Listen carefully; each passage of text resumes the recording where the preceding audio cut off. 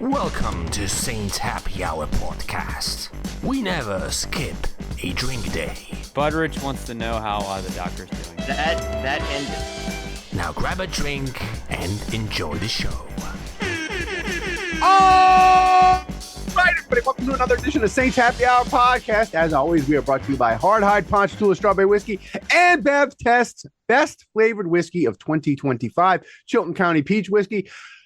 I'm Ralph Marlborough. I'm joined by Kevin. Thomas will be editing this sometime in Poland. Kevin, it's draft week, baby. We made it. We made it to free agency. Finally, we made it to draft week. I just want to remind people, hit that like button, hit that subscribe button, leave a comment. It doesn't cost you anything. And we've had so many new people sign up for draft season, Kevin. I just want to say, I know there's a lot of Saints podcasts out there, but I'm telling you, our community is the best one. And in Discord, where you can get away from social media, it's simple to get into Discord. You can chat with people. And the thing that's great, and the thing that I think people really like and appreciate is me and you especially are in Discord all the time. So it isn't like you like sign up for Discord and you're like the Saints Happy Hour community. And it's like the community of people that love the show, but like the actual people on the podcast are never there, which I know is kind of how it is in some Saints podcast communities. I'm in there all the time. Like I've kind of transitioned away from, I lurk on Twitter and watch, but I'm mostly chatting in the Discord because it's fun and it's a great way to talk Saints and draft and I think it's awesome and you should do it. You should sign up. Patreon.com/SaintsHappyHour.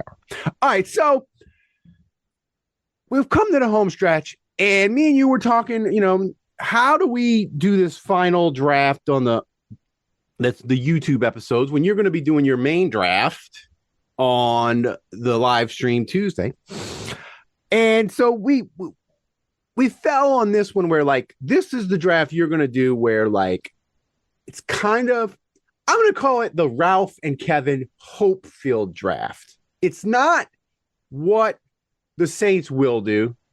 And it's not what you would do if you ran the draft, but it's kind of in that murky middle of like hopeful. Like we're hopeful these things can happen for the Saints.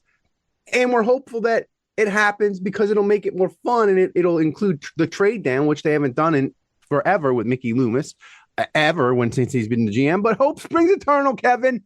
It's like Shawshank Redemption. Hope is a good thing and hope never dies. And me and you, we just keep believing. So that's what we're going to do today. So as you come to this draft and you've consumed the most stuff of all of us and you're great at it. What's your sense of how this draft, this top 7, what's your sense of how it's going to go before the Saints pick? Are you feeling good in the sense of like, yeah, I think the cards are going to come down. If we were some poker, it's going to come down how the Saints want it. Or are you going to be like, man, you're going to get to 8 and it's going to be like, you'll feel okay, but you'll be like, not the greatest first 7 picks. Not how I would have drew it up. How are you feeling the first 7 picks are going to go for the Saints? I mean, Mendoza going 1 overall. Whatever your feelings are on him or his pro prospects, whatever. I don't care. David Bailey's probably is likely gone. Reuben Bain, hopefully gone. My hope is that the tackle from Miami with I don't want to say, let me check his name. I don't want to say for certain that he's Samoan, but he is. Okay. Hopefully he's gone. Actually, best case scenario for the Saints would be if a second tackle goes. Arvell Reese, I think, is gone. Then you're looking at, okay, where does Jeremiah Love, Sonny Styles, Mansour Delane, Carnell Tate, where do they all, and even Caleb Downs, where do they all fall in those remaining areas, and who ends up being available for the Saints? Like, I've seen far too many scenarios where Caleb Downs is the one that's available, Tate Downs is probably the most available because it's very rare that I've seen a safety go that high. Yeah. I Then feel like Tate, gonna... and then Delane, and then you're looking at, on occasion, you'll see Jeremiah Love make it down. You'll see Sonny Styles make it down, and then from there it's just like even less likely. I think for the Saints, good scenario, one offensive tackle, top 7.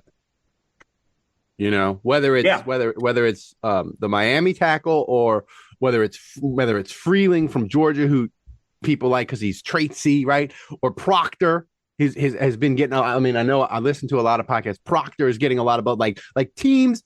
They can't resist the traits of the Alabama tackle Proctor. And the thing is, like, he's gotten his weight down. Whether it lasts and it's just for the draft to make people love him and he gets picked high and he goes back to struggling with the weight and doesn't become what they hope he can, that's irrelevant. Like, teams are looking for a reason to pick that dude, I feel like. So to me, this comes down to one thing. I think one tackle is going to go, which makes it the setup in top 7 okay. But the second thing, Tate or another offensive tackle. Well, you get another guy that we want sort of pushed down. Mm-hmm.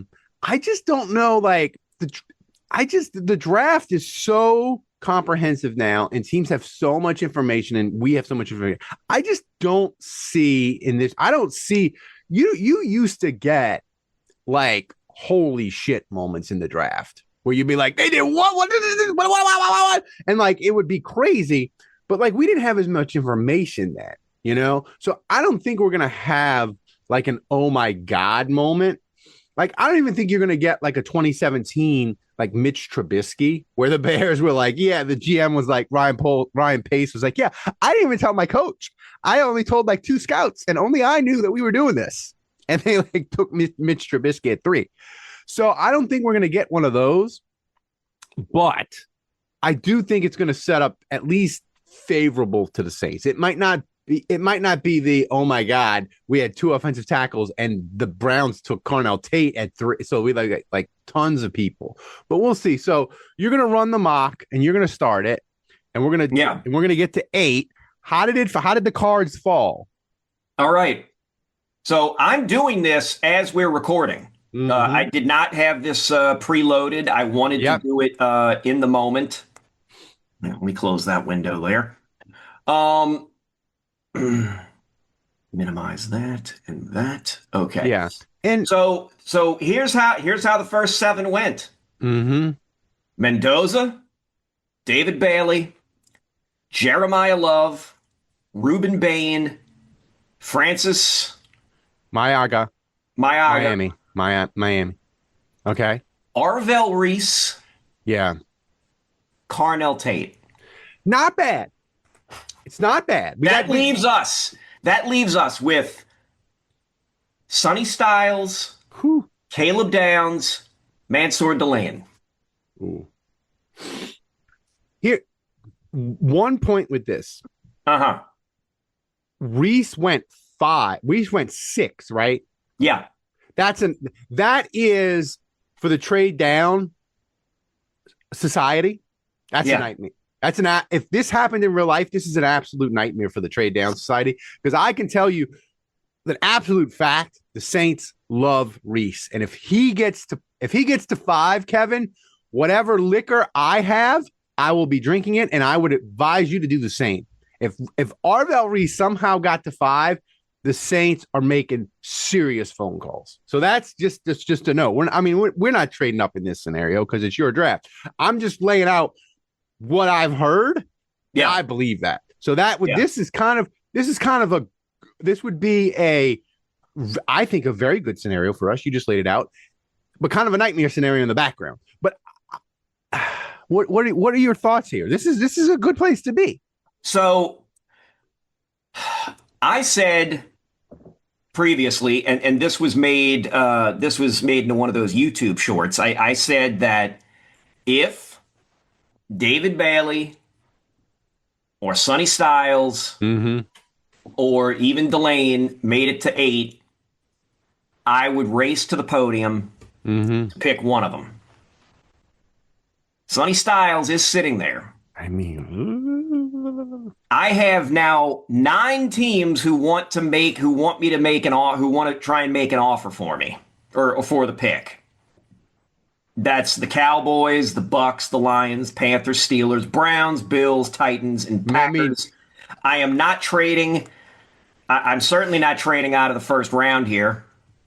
None of those in this situation, I am going to take Sonny Styles. What would it take to get you off of Sonny Styles? Because I'm telling you, I think the teams you name there, this is a real scenario. I think, look, Dallas, their linebackers kind of suck. They need a guy to sort of like where they say wear the green dot, which is kind of, gets the calls from the defensive coordinator. Dallas needs one of those dudes. Sonny Styles would be that dude for Dallas. What would it take for Kevin to move off of Sonny Styles? And is any of these teams offering you that? Well, so I'm going through PFF, and so they don't give the offer. PFSN, they'll do here's what the team's offering. The Cowboys, I could get 20, 92, 112, 152, and one of their 2 first-round picks for 8 and 73. Ooh, I mean, I'm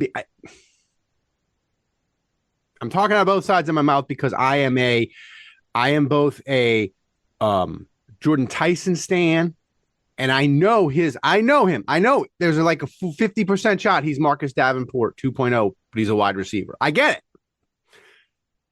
But I'm also a Sonny Styles fan. I just feel like I trust Brandon Staley to like maximize that dude. I'd be really hard pressed. But if I could get that much from Dallas, like if Dallas wants to give me that, I would love to hate watch the Cowboys and be able to get better picks in 2027 and all their picks this year. Good. Like, I don't know. It's your draft. You do what you want, but I got to say, as a person in love with Sonny Styles, I'd have to say, find love somewhere else, Sonny. I gotta do that deal. But what are you doing? I would. So I'll give you another one too. The Steelers, I could get 21, 53, 76, and 99 for pick 8. Ooh. That would give the Saints 6 picks in the top 100. Look, these are all, if the Saints on draft day took Sonny Styles, and we found out they had these wonderful trade down scenarios, I'd be a little like miffed in a sense that, man, that would have been neat. But at the same time, I would be happy with Sonny Styles. I would be happy with a trade down like that, but I'm still going to take Sonny Styles. Wow. So we move on down to pick 42. And I'll say this as we get to pick 42, Kevin, is from what I've heard, and you listen, I'm not a information guy. I just collect all these informations from good sources, crappy sources, and I give it back to the people, and you do with it what you want. I don't claim to be a reporter. I just like to say what I hear, and we love to deal in rumors. Let's be real. But I've heard like the Saints, the only way they're moving off of 8 is if you give them a 2027 first. Like the Saints feel like no matter how it falls, they're going to get a really, really good player and one of the top players on their board. They feel like it's going to fall like that, and they're not moving unless they get a 2027 first. I have to say, like, if you're the Saints and you're like, we're not moving unless we get a 2027 first, and somebody offers you the 2027 first, you got to take it. You know what I'm saying? Like, yeah, look, it would. Listen, I know there's a lot of people that love Downs, they love Sonny. We all have our favorites, but like Sonny Styles, I'd be really scared. I'd be like, man, I'd be worried that like in 3 years we're gonna be like, you turned down, you could take taking Sonny Styles and you didn't, and you got that package of picks, and what you turn that package of picks is, it ain't Sonny Styles. But anyway, we're at 42. What are you doing? What offers do you have? So I've got the Ravens here. I've got the Bucks, the Bears, the Steelers, and the Giants. The Giants, their next pick is 105, not going back that far. The Bears are intriguing. They still have 3 picks in the top 100. Actually, that might be the move. The Steelers have 4 in the top 100, but I cannot get all 4 of them. Here's my question with this. Yeah. You're the Saints. And look, I think the Bears have 52 and 57, correct? Right. The Bears have 57 and 60. 57. So, like, if you could get 57 and 60 or some kind of. But here's my question. We want more picks. The Saints, because the Saints in this roster, you've said it all through this draft process. One of the things, as we've done these mocks with you, you always say, man, it's so you can't, it's so hard to fill all these Saints holes. Yeah. Even when you trade them, because this roster, I feel like the Tyler Shuck excitement. And I'm one of these people, like, I really believe he's going to be good. I believe he's going to be a top 10 to 12 quarterback in the league. And I think it's going to happen this year. I think he's going to be very good. I'm totally on board with Tyler Shuck. But I do think it's okay to say, I really believe in Tyler Shuck, but he's kind of like deodorant for this roster. This roster's still pretty bad. Like, before Tyler Shuck started playing, Kevin, they were heading like a bullet train to picking number 1. The Saints were. And yeah. Like, that was true. So this roster sucks. So you need a bunch of picks. Here's my question, though. You have Tyler Shuck. I feel like you need a receiver. Me and you have argued back and forth, kind of like, depending on what receiver you take, do you need to take 2 receivers? So here's my question.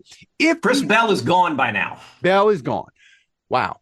So here's the highest rated receiver right now is KC Concepcion from A&M.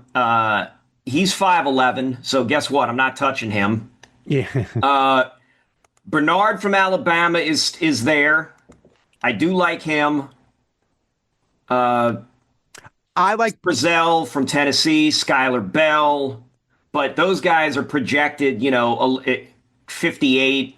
Okay. And later. So yeah, I like Bernard. I feel like the Bernard receiver for Alabama, people talk about, his ceiling and blah, blah, blah. I feel like he's just I make this analogy all the time, but I feel like Bernard is like, if you play golf and you take out your 3-wood and you're like, I'm just taking this 3-wood on this long hole and I'm just putting it down the middle because I got trees to the right, trees to the left, and a bunker. I gotta play it safe. I gotta make sure I get this one in the fairway. Like, the Saints need a receiver that's going to give them something in 2026. I feel like Bernard at this point would be that guy. Yeah. I like Concepcion more than you just because I watched a ton of SEC football. I feel like Concepcion, when he escapes the crappy quarterback of Texas A&M, he's going to be pretty good, but he's an upside guy. Like, I don't know how much he's going to give you in 2026. Here's my question, though. If you don't go receiver, if you trade down, do you feel good like you'll still get a quality receiver that can help the Saints? Absolutely. Later. All right, then you got absolutely. What deal are we going to do? I'm glad you read my mind. So I was not able to make a trade down at 8 just because Sonny Styles. I did make a deal with the Bears. I sent them 42 and 73, and in exchange I got 57, 60, and 89. That's a beautiful trade. And I want to say this, Kevin. I know I love Kevin. Me and Kevin, like, of all the podcast people, me and Kevin go the furthest back. Like, we started this podcast when I got thrown out of the apartment I was living because the girl I was living with dumped me and she said, get out. That's when me and Kevin were doing this podcast, like in 2007. So, like, me and Kevin go way back. And I know Kevin doesn't like compliments, but I love this draft the way you have done, Kevin, because you have branded yourself as the draft guy, but not only the draft guy, you have branded yourself as, I want to trade down. Trading down is the way to go. And you do it all the time. But you've done so much research in this draft. You were like, I can't do it for Sonny Styles. So you zigged when we thought you would zag. And I think that's why you give great insight to the draft that other people don't give. because they just kind of stick and they always do what they always act like we think they're going to act, and they give us the same thoughts over and over. So I just want to say that about Sonny Styles. The fact that you didn't trade, it shocked me. But now, listen, I know people say if you are doing a mock and you have the Saints trading down, I can't take you seriously and all this other kind of stuff. And it's like, listen, I fully admit that I am Krusty the Clown betting on the Washington Generals because I thought it was that. I thought it was that. I thought the Generals were due. I thought the Generals were due. I get that. That's what I fully admit that. I thought this. I am hope springs eternal. I keep hoping this will happen. I keep being disappointed, and yet I continue to just march forward, banging my head against these walls. And eventually, it will happen. It will happen at some point. I may be near death when it happens. It might happen right before the heat death of the universe, but it will. It'll happen. We have sound effects, fireworks. Thomas has a whole thing ready for it. And listen, the last 5 years, he's got to get out of the mothballs. I still do mock drafts. If you're on our Discord, which you get through signing up through Patreon, I have done several mock drafts where I make 0 trades. Yeah. I pick at 8, I pick at 42, I pick at 73 or whatever it was. I make all the picks that the Saints have. Yeah. I've done those, and I think I do a pretty good job in how some of those have lined up. I'm a trade down guy in general, and it just so happens that the Saints really do need help across the board in a lot of situations. I mean, look, the wide receiver room does not inspire a lot of confidence. It really doesn't. Right. Like, Olave was great last year, but every game, well, hang on. Up until there was a certain turning point, we all were ready to just dump Olave. We were ready to put him out on the side of the highway like an old couch until there was a turning point last year. That's right. And then even then, we were still watching every game like, oh, my God, if this guy gets concussed one more time, that's ball game. So we're still sitting on that situation with him. Your number 2 is Vele.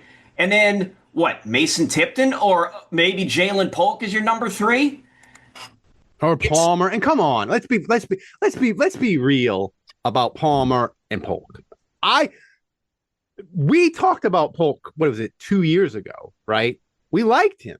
We mocked him. He was from Washington. He was with Penix, and like they had him, Rome Odunze. Like, they were fun, and I like Polk, and I still do.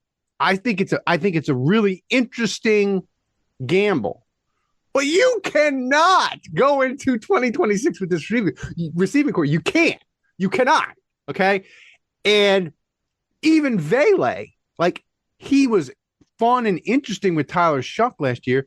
He didn't prove to be, to me, anything different than what he was at Denver, which was, yes, he's worth the 4th round pick, but he's exactly the kind of guy you pick in the 4th round and you're like, oh, he's a 45 catch guy. He's a nice guy to have as a number 3 or a number 4. Like, so you got to do something at receiver here. So what do we got? So I'm not even looking at any trades right now. I will not. There are 6 teams offering. I've got the cornerback, D'Angelo Pons, not taking him. Tiny. I can't. I know you're a sizist. I hate you. Yeah, I guess I am. Jadarian Price from Notre Dame.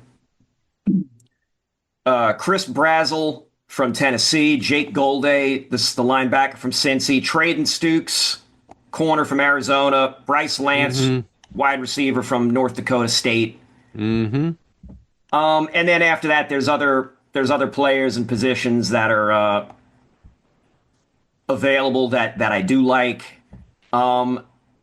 Because we have 60, I think I can take a slight chance here and get the guy I want, or one of the guys I want. Because look, there's about 3 or 4 guys that I'm looking at right now, that I would be quite happy with, man. Yeah. Hang on. Because now I'm doing like some wheeling and dealing in my own head here. Because I've got Houston at 59, Seattle at 64, Tennessee at 66. Oh, it's the temptation, Ralph. The temptation. I listen. It's your draft. You do what you want. No. I know. I'll say this about receiver. The guys you mentioned, the one that is the most intriguing to me, but I wouldn't pull the trigger is Chris Brazel from Tennessee. Yeah. That dude is a physical freak. Like, he is incredible. You know, he has everything. 6'5". What's that? 6'5". 6'5". Like, he's got the size. He's got everything we want.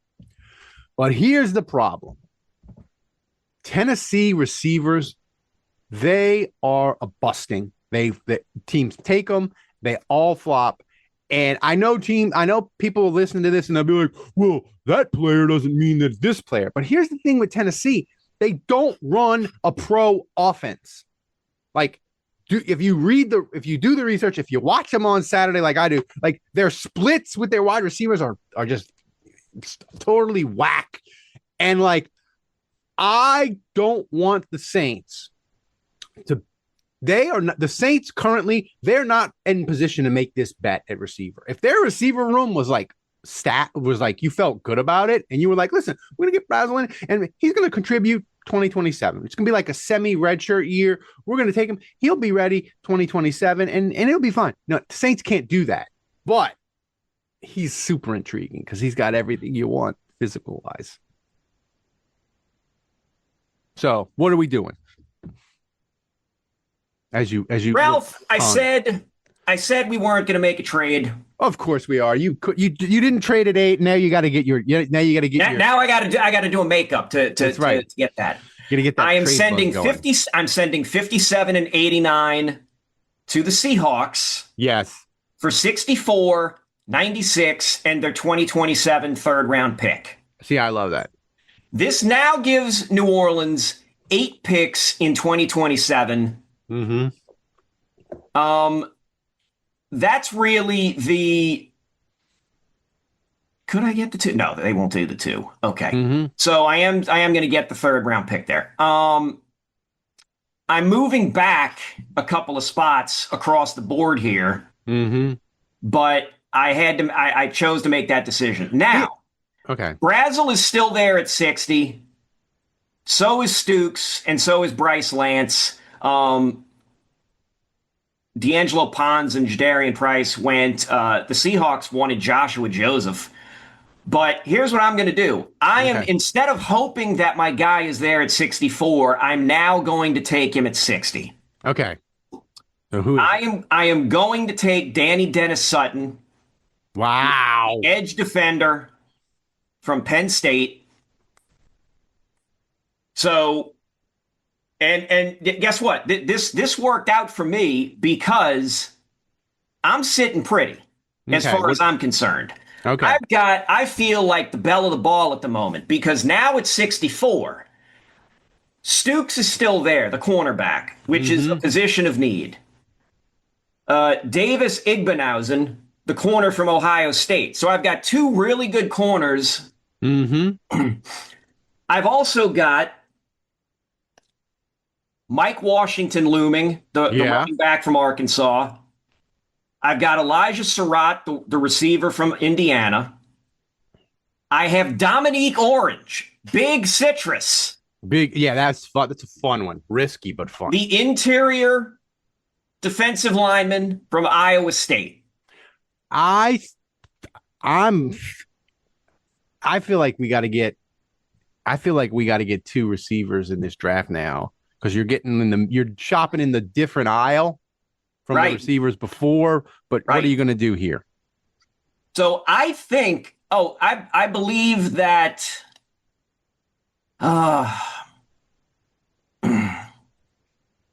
it's tough. See, if Antonio Williams was a hair over 6 feet tall, I would really consider taking him, but he's not. He's 5'11", so I can't take him. Mm-hmm. So what are we doing? I'm gonna annoy the people who think I should be taking a wide receiver. Probably you. I'm sticking with the defense. Mm-hmm. I'm taking Big I'm in love with Big Citrus. We're gonna get a big quart a minute made. We're gonna get a big gallon a minute made, and we're gonna hang out together. That's what we're gonna do. Me and Big Citrus. Listen, Big Citrus, for podcast purposes, it's amazing. Like if you draft Big Citrus and he hits, Dave can make t-shirts, we can make jokes, the headlines for the podcast for the next 5 years. You can mix in Citrus. You can go Trading Places jokes because we're old and we love that movie. You can do all sorts of fun stuff with Big Citrus that has nothing to do with on the field. So I support this pick, but I'm scared at wide receiver. Oh, ye of little faith, Ralph. All right. So what do we got? At 96, a gem has fallen through the fingers of every other team. What is that? He's sitting right there for us, and I'm going to take him. Out of Georgia State. Oh, my God. Ted Hurst. Wow. He fell in. He fell right into our laps. He's been on the rise since late February. Since the end, since the combine. I want to pull up his listen. 9.9 res. I love him. I love him. He's amazing. My fear is Saints he's a guy that I feel like he's going to fall if it goes well. He's going to follow the Vele path this past year, where we're going to be like, why the hell isn't he playing? Why the hell isn't he playing? Why the hell isn't he playing? It's Halloween. He's got 2 catches. What the hell's the problem? And then mid-November, Thanksgiving, he's going to cook. And by the end of the year, he'll have 33, 34 catches, a couple of touchdowns. He'll have a couple of good games. And we'll be like, oh, 2027, Hurst, that was a hit. He's going to be ready to roll in 2027. But the Saints need more than that. But I'm not gonna knock this pick at all. But what are we what are we doing next? Listen, I'm keenly aware that the Saints are going to need more help at wide receiver. But you got the ammo to do it. I know that. One note about these trades that you've done that I really like. Yeah, is if the Saints did something. I don't in real life the Saints aren't going to do this much. But if they did the trade down in the second or a different round, and they got a 2027 asset that wasn't a first, if they got a 2027 asset that was a third or fourth, I would really like that, because here's the thing, Kevin, we know that if the Saints are as good as we hope in 2026, we know Mickey Loomis will wheel and deal at the deadline.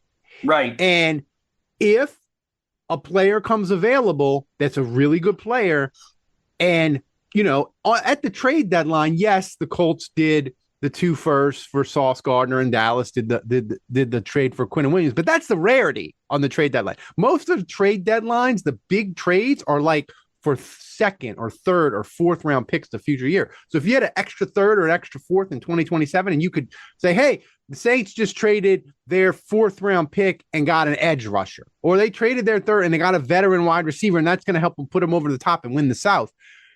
Suddenly, yeah, me and you would be disappointed, because we'd be like, oh man, they got an extra pick and now it's gone. But at least you wouldn't be like, oh shit, now they don't have any 3rd round picks in 2027. So I really like that trade for that reason. But what are we doing at this next pick? What are we doing? Okay. So we are at 132. I'm looking at Jack Andrews, the tight end, Eric McAllister, wide receiver out of TCU, Jacoby Lane, wide out from USC, Bruce. Max Clare, is he still there? No. Max Clare with PFF. Max Clare is rated pretty high, so he ends up going somewhere in the 70s, I believe. I like him. He's just a dependable little tight end. Or I is like he him. higher? Or I mean lower? I don't know. I don't see where he went here. Yeah, he's already out the gate. So the tight ends that if you're looking at tight ends, you're looking at Andrews, Marlon Klein, Dallin Bentley. I like him. Yeah, and who is my guy? Where was my guy? Further down, Nate Borkircher. Yeah, sure. Yeah. So I'm tempted to double up at wide receiver. However, we do not have a cornerback. That's right. And I think that we should at least get a corner. Yeah. I think we should get a corner right now. So what I'm going to do is I am going to grab a guy who tested and measured very well. He is from, what the hell is that? SF Austin. Oh, Stephen F. Austin. He's a lumberjack. Yes. Charles Demings, cornerback. I've gone with two very small school guys back to back. So God help us. Yeah, his numbers look good. He's 6'1", he's 190. Measurables, his hand size is elite. His height's elite for the position. His vertical jump and broad jump were elite. Arm length is above average. 40-yard dash is above average. So I'm going with a guy who has measurables. There's no listed RAS here for him, so that is what it is. Yeah, that takes. I like this pick. They need a corner. You like, to me, you can never have enough corners, and I feel like, and I said it on the podcast last week. You weren't here. I feel like corner is one of those positions you cannot hide with scheme. Like you know what I'm saying? On offense, you can be like, oh my God, we're missing our best tackle and our center. Okay, we're gonna have to play three tight ends. We're gonna have to do this. We can scheme around it to protect our quarterback and not get him killed and do different things. But when you get injuries at corner, like you're like, we're down our top two corners, teams just destroy you. They're just like, we could throw anywhere we want. And you're we signed him on Tuesday and he's going to play 35% of the nickel. Teams know it and they just kill you. So like, I just feel like corner, you can never have enough. And Saints currently don't have enough. So I love this pick. That's why I know you love Styles, like Delane. Like if the Saints picked Delane at 8, I would no complaints. But anyway, what's next? I mean, Delane would be a guy that should be a day one starter. So you would fill in the look. PFF doesn't think the Saints need a corner. They say the Saints' needs are wide receiver, defensive line, and linebacker, and some of that is right. But the fact that they took corner off is silly. Like I've taken Delane at 8, and they don't give it a high enough grade. They just give you like a B or something, and I'm like, piss off, PFF. I feel like what you think about the Saints at corner is one of the litmus tests, dude, of did you actually watch the Saints in 2025? Right. Because, I love Kool-Aid. I think Kool-Aid was a good pick. I think in the end, the Saints were correct to trade up for him. I think he's a really fun, solid NFL corner. He's a number 2 corner in my mind. You do not want Kool-Aid being your number 1 guy. But all right, what's next? All right. Pick 136. I'm going back to offense. I am not taking a receiver. Well, not a wide receiver. I'm taking Dallin Bentley, the tight end. Oh, see, I like him. Out of Utah. Yeah.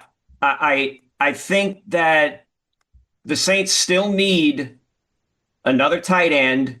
Like I know we picked up Noah Fant, and I know Juwan Johnson had a real great year, but we need more depth. We need more depth at tight end, and we need to have somebody that could potentially be an heir apparent at the tight end position. Yeah. Here's the thing with Bentley. He's got all the size you want. He's 6'4", 253. He runs incredible. Like he's got all the traits. That's why I love him, because I'm a traits whore. So you know me. Like But here's the thing: he's a 1-year player. Like he everything he did, it's Right. in this past year, and you're gonna have to teach him to block. But here's the thing: if you can make him into like an average blocker, he can be he could be, if you could make him into an average blocker, he could be like a plus version of Foster Moreau. That's my opinion of him. So at this point, I love this pick because I just think once you get down into the 100s, you're betting on production or you're betting on traits. Like that's what you're doing. So I loved it. I love this pick. What's next? Okay, pick 150.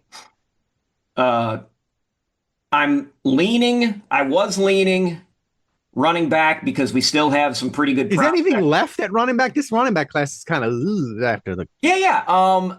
So right now, here's who we're looking at running back. We got Le'Veon Moss from A&M, Jaden Ott from Oklahoma.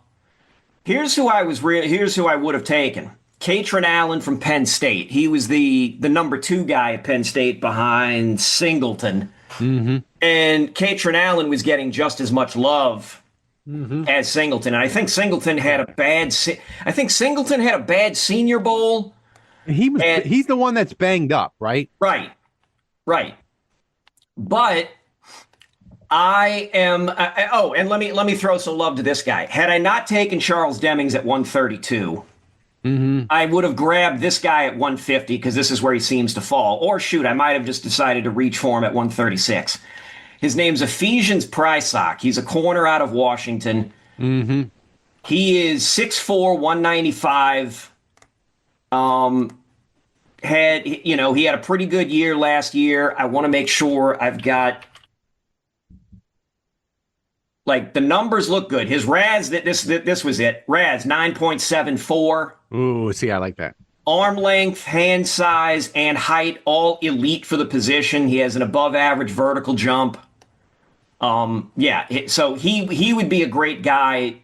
Like this is, I've said this in mocks prior that there are guys to find in these mid rounds, and I guess you would consider 3, 4, and 5 would be mid round.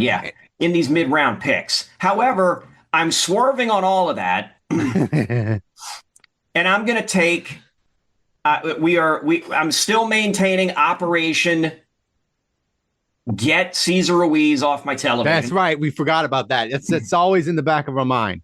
So I am going to take Jeremiah Wright, the guard from Auburn. Oh, I love this, Kevin. I forgot to say this was in my notes that I had and one of the things I forgot to tell you is if we can't hang the mission accomplished banner for Get Cesar Ruiz off my TV, then you failed, and I have to lower you a letter grade. But you didn't.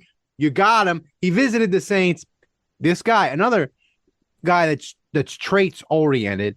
And here's the thing I want to say about corner that I'm nice to the people in the Discord because they're patrons and we get along and I'm gentle. But when I do go back to Twitter and I foray on Twitter, I yell at people. People will say, in mock drafts, if they take Delane or they take this person or whatever, or they, they'll say, "Oh, the Saints, they don't know anything about it. You can't take a corner. He's this and this and that. That's a terrible pick." And I'm like, listen, you can say whatever you want about the Saints taking offensive linemen and taking edge. I'm not gonna defend the Saints with their, when you got Foskey and you got Peyton Turner and you got Cesar Ruiz and you got Trevor Penning. Like if you want to scream at them about offensive line and defensive line, I'm not gonna argue with you. But the Saints' track record at picking defensive backs, it's almost freaking impeccable since 2015. Like it's just incredible, right? Go through it. They ain't missed much at all. So like if they take a corner, no matter who it is, I just call me naive or whatever. I'm just going to say they know more than me when they're picking defensive backs. I'm going to trust them. That's how I feel if they make picks at defensive back, because look at the track record. Yeah. So pick 172. Okay. What do we got? I am going to finally take. I'm going to take a running back, Mm-hmm. and I want to. I just want to look at his RAS real quick. All right. Yeah. The RAS is acceptable. 7.57. What's his like explosive, like the 40-time explosiveness? Because I feel like 40-yard dash is elite, and his broad jump is above average. Okay, that's good. That's good. He didn't test at anything else. I would say he is undersized for the position. Okay. That's all right at running back. But this is our attempt at replacing Kendra Miller.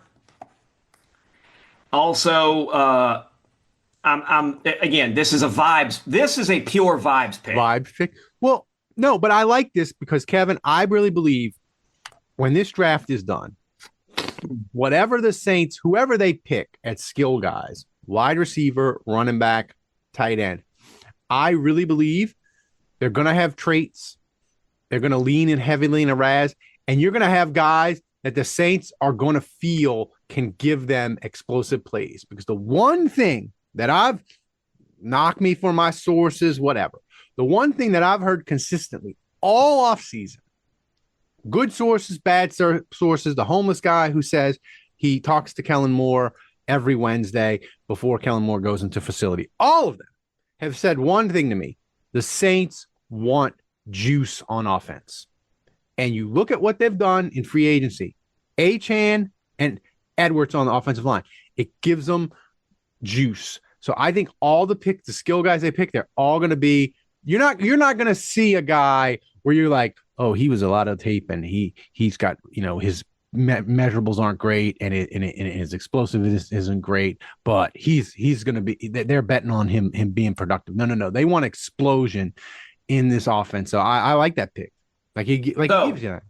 Well, but I didn't even give you the name. What is the name? Damon Claiborne. I like that.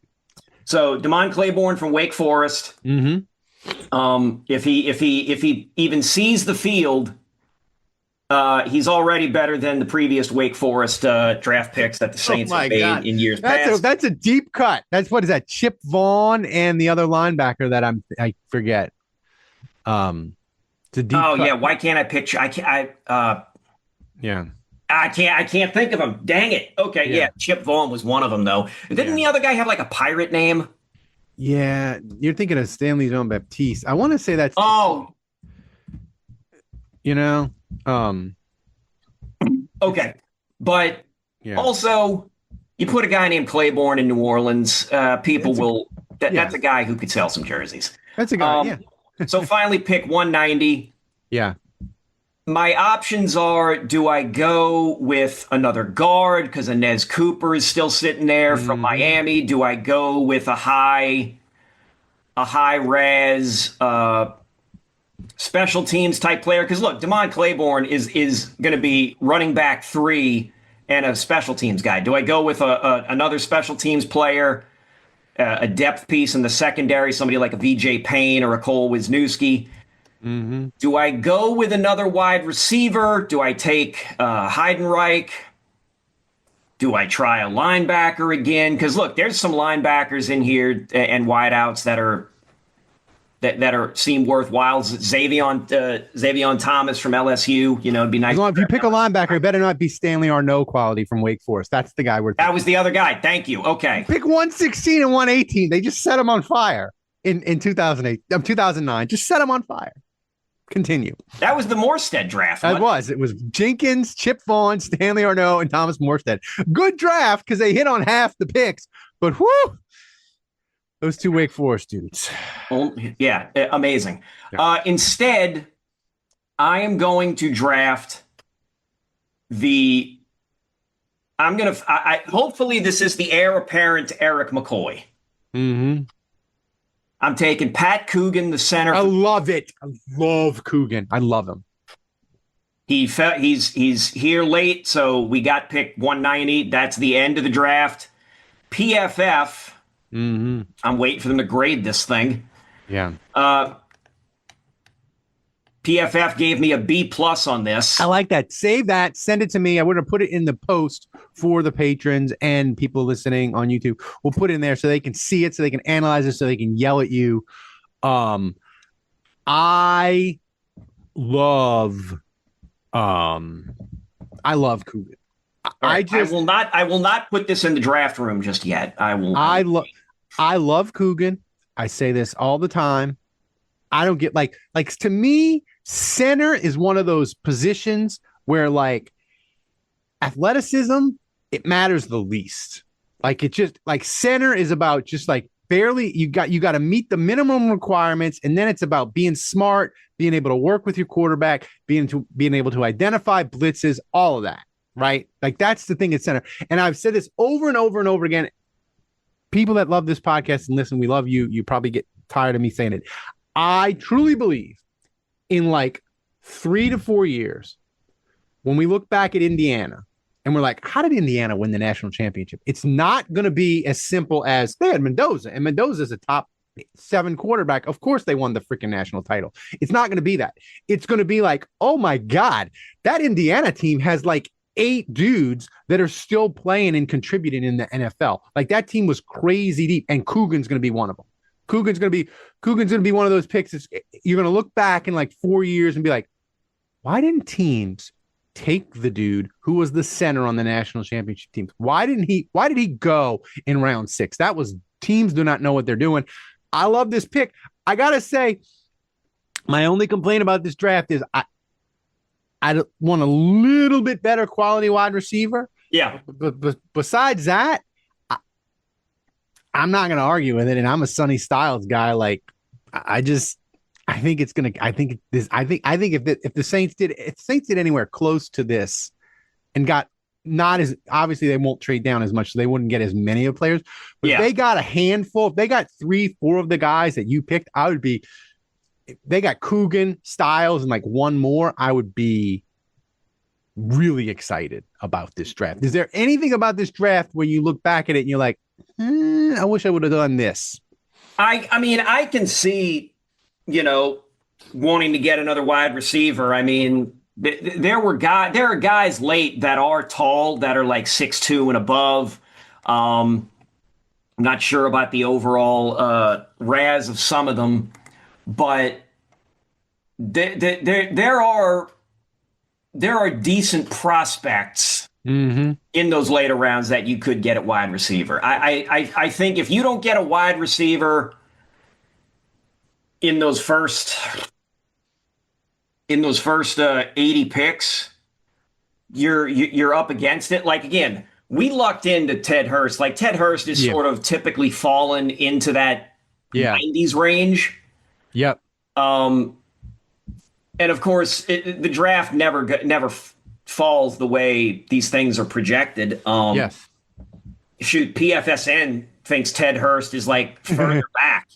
Well, I think so. Like on draft day, somebody could say, we could pass, or either we could pass, or actually, I don't think we would pass on Bell, but somebody could draft Bell ahead of us. We could take a different position and say, hey, at 73, this guy that we're looking at, he'll be there at 73. And then another team could just take him, and then poof, like it's just gone.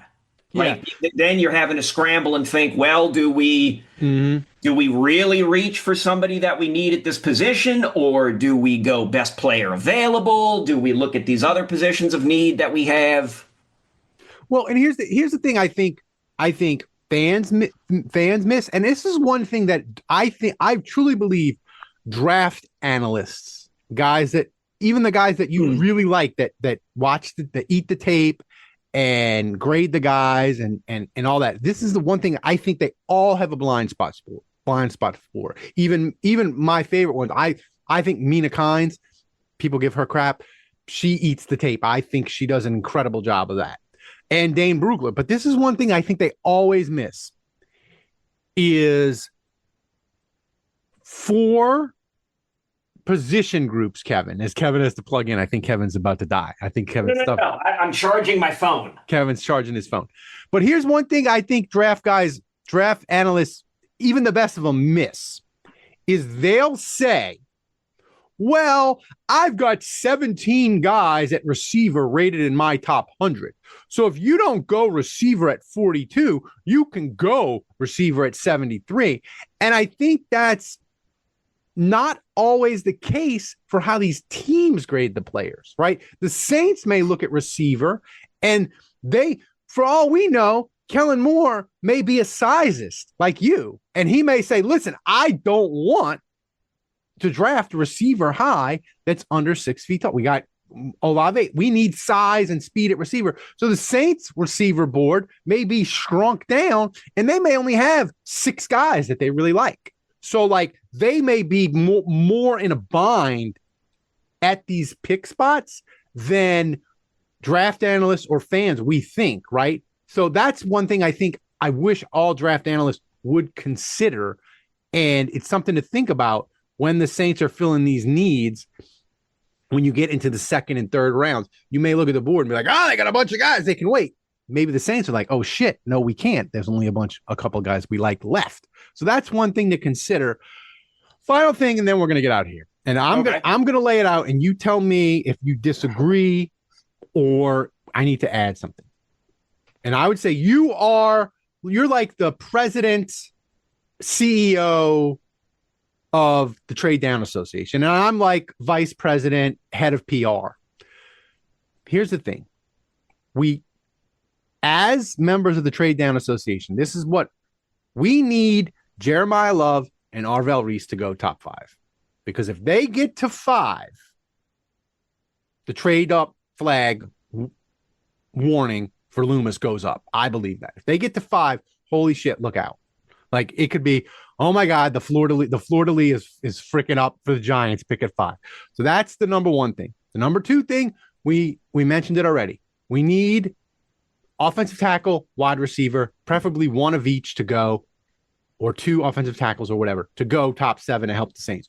What else do you think could happen in the top 7 that would either incredibly excite you or you'd be like, oh no? Like is there anything else you're looking at for these top 7 picks to have the Saints draft fall the way we want it to fall? No, I mean, I think you laid it out pretty well.